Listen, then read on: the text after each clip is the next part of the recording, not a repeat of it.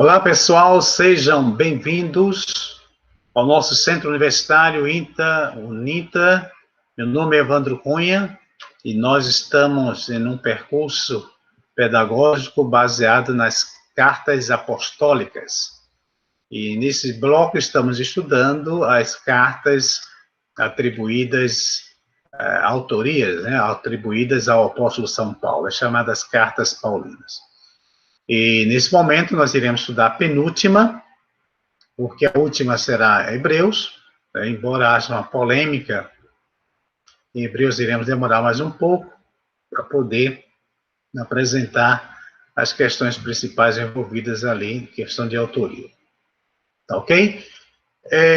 Vale a pena salientar mais uma vez a necessidade de você ler essas cartas, de preferência também a partir do texto grego, já que você tem já esses elementos básicos que são suficientes para você iniciar sua leitura interlinear, e depois vai ler com a leitura bilíngue, e vai até chegar no estudo crítico do texto.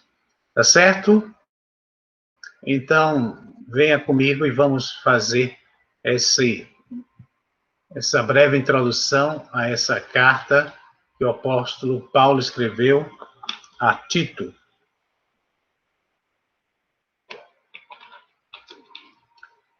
Vamos lá. O propósito imediato da carta é pedir a Tito para encontrar-se com Paulo em Nicópolis, que nomezinho, né? Em Nicópolis, que era, dessa vez aqui eu esqueci de colocar os mapas, né? Eu ia mostrar para vocês aqui, mas se eu for procurar agora vamos perder um pouquinho de tempo, né? Mas vamos lá, aqui só para a gente, que é bom, né, a gente se localizar em termos de mapa, né? Deixa eu ver aqui, não sei se... isso aqui abriu em cima já, viu, pessoal? Deixa eu ver aqui. Está aqui, né? Essas letrinhas pequenas, né? Que é uma região aqui aqui é Trípoli, Beirute, vai subindo, na Odisseia. Deixa eu ver mais aqui.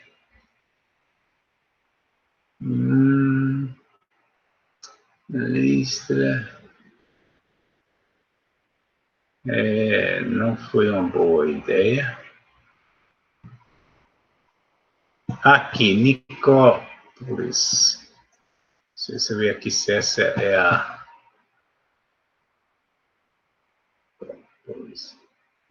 Olha aqui, sim. Eu digo isso aqui porque é bom a gente... Nicópolis. Porque aqui a gente localiza, né, onde os fatos estão ocorrendo.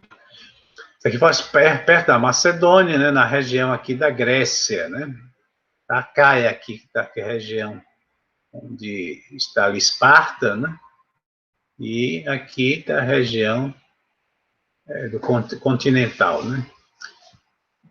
Bem, isso aqui é só para você ter uma ideia de onde, geograficamente falando, né. Então, Paulo tinha interesse em encontrar com Tito nessa localidade aqui, né? Então, possivelmente, Paulo estava nessa região aí da Mesopotâmia, da Macedônia, né? Da Macedônia. Um propósito secundário é encorajar Tito a cumprir a tarefa que Paulo deixou para ele realizar na ilha de Creta. Olha aqui também a ilha de Creta, pessoal.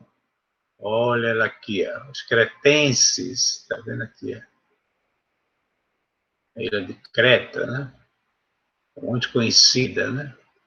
Também tem outra aqui, os minoicos, né? Que é pertinho aqui também. Era outra civilização muito antiga, né? Muito antiga mesmo. Então, aqui nós localizamos dois locais. A carta provavelmente foi levada por Zenas e Apolo, para quem Tito é instruído a fazer provisão e ajudá-los a se estabelecer em seu ministério. Com esses propósitos básicos, Paulo usa a ocasião para escrever acerca de questões concernentes à igreja, a escolha de líderes, a identificação de falsos ensinos. Pessoal, isso aqui era muito comum, os falsos ensinos, né? Aliás, até hoje, né? E como proceder com eles, e a necessidade de doutrinamento da igreja com seus ensinamentos, né? Doutrinamento. Doutrinamento da igreja com seus ensinamentos. Ok? Estrutura e conteúdo, né? Aqui o autor não apresentou um esboçozinho de Tito, né? Deixa eu abrir aqui, pessoal. Né? Deixa eu abrir aqui para a gente não ficar sem... Deixa eu ver aqui.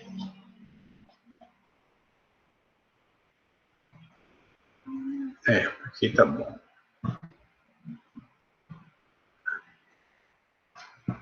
O autor aqui não apresentou aqui, apresentou só estrutura, né? Mas como a carta é muito pequena, não tem problema da gente memorizar aqui o seu conteúdo. Então, estrutura e conteúdo. Essa carta também se divide facilmente em 3 partes. A primeira tem a ver com a designação dos líderes da igreja. A segunda, com como aconselhar e trabalhar com diversos grupos sociais. E a terceira é composta de exortações gerais. Após a saudação, Paulo expressa a razão porque ele deixara Tito em Creta, e como Tito deveria proceder na escolha de pessoas para a liderança na igreja. Tito é advertido acerca dos falsos mestres e da necessidade de refutá-los. A norma para a conduta cristã normal é observada para diferentes grupos de pessoas. E enfocam-se as obrigações e privilégios de um cristão numa sociedade. Exortações acerca de males especiais na comunidade são acompanhadas com base em para um ministro realizar o que é bom, melhor dito, né? Realizar o que é bom. Após algumas admoestações finais acerca dos falsos ensinos, são dadas instruções pessoais. A carta encerra com saudações finais e uma bênção. Deixa eu ver se eu encontro aqui, pessoal, que eu tinha deixado aqui, mas infelizmente não foi. Peraí. Pronto, deixa eu ver aqui. Esperando um pouquinho, mas é rapidinho.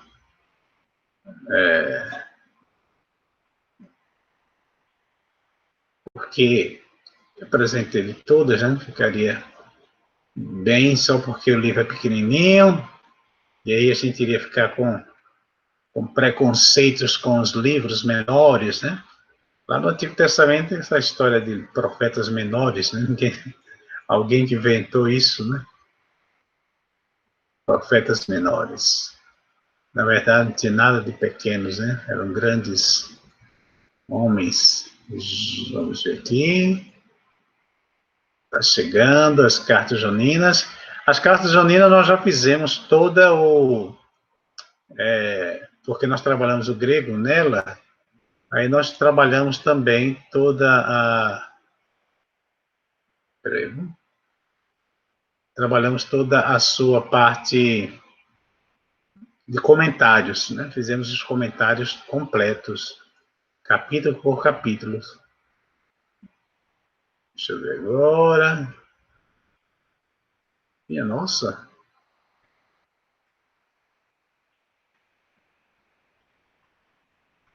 Passou aqui de Pedro 3, pessoal. Está chegando aqui.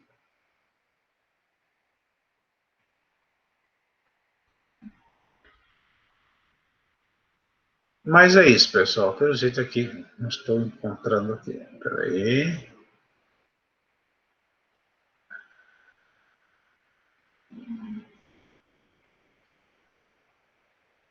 Isso aqui,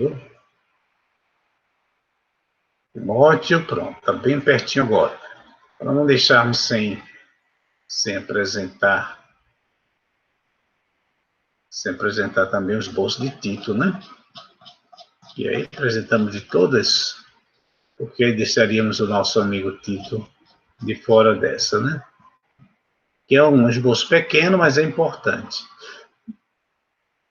Ok? Então, aqui o esboço vai, deixa eu ver aqui, o prólogo do capítulo 1, verso 1 a 4, as qualificações dos líderes da igreja, né?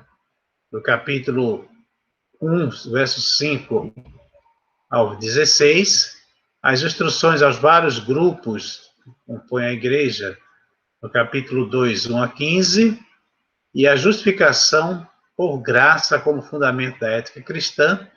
Isso aqui é um tema importantíssimo, né? Saber como nós somos salvos pela graça de Deus. E o epílogo, que geralmente Paulo faz aquelas conhecidas saudações finais, né? No capítulo 3, os versos 12 a 15. Pessoal, então é basicamente isso aqui, né? Basicamente isso aqui. No próximo estudo nós estaremos falando sobre a carta aos Hebreus, né? Mas deixa eu só fazer um remate geral, né? Porque a carta a Hebreus é uma carta à parte, né? E muito complexa. Só a gente revisando as questões gerais. Primeiro nós vimos aqui que o doutor Hale, né? Ele apresenta uma distinção baseada nos escritos, né? De alguns, no caso de Cícero, de alguns eruditos antigos, da distinção entre a carta e a epístola, né? A carta seria alguma coisa mais pessoal e a epístola aquele tipo de carta que era feita com o objetivo de circular, né? De circular. É uma distinção bastante interessante para nós entendermos essas cartas do Novo Testamento. Algumas cartas têm esse perfil, tem uma coisa com algo muito pessoal, e algumas cartas não têm, né? Como nós já falamos, a primeira carta de João, ela se assemelha a Hebreus em termos de estrutura. Ela começa já no assunto como se fosse o Evangelho, né? Sem fazer introdução de cartas. Né? Então, é muito interessante a gente saber disso aí. A outra coisa é saber que essas cartas, o material para produzir isso aí era muito caro, não era todo mundo que tinha isso.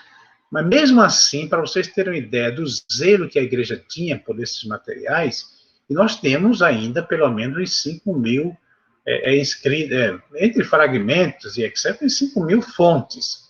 É muita coisa, pessoal.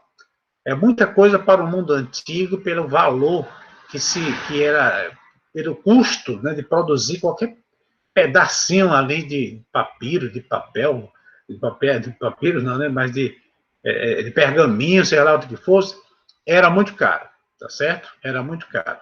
Então, muitos escritores antigos, né, por exemplo, de personagens antigos, não têm sobre esses personagens tantos materiais escritos como nós temos no Novo Testamento.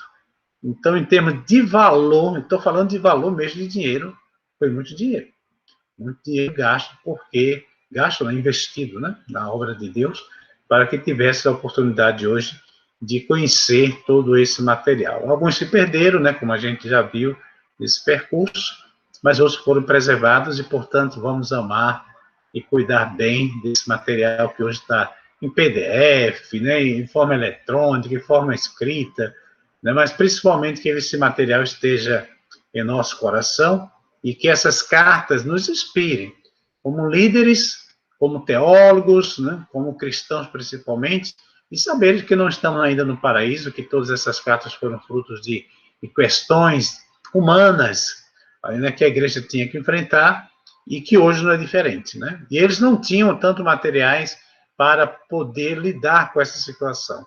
Nós temos hoje. Então, aumenta mais a nossa responsabilidade diante de Deus. Tá certo? Então, que Deus lhe abençoe ricamente, abençoe os seus estudos, e esperamos que esse bloco aí de cartas paulinas, que vai se encerrar com Hebreus, lhe ajude a compreender uma boa parte da mensagem do Novo Testamento. Tá certo? Então, um abraço e nos veremos em breve.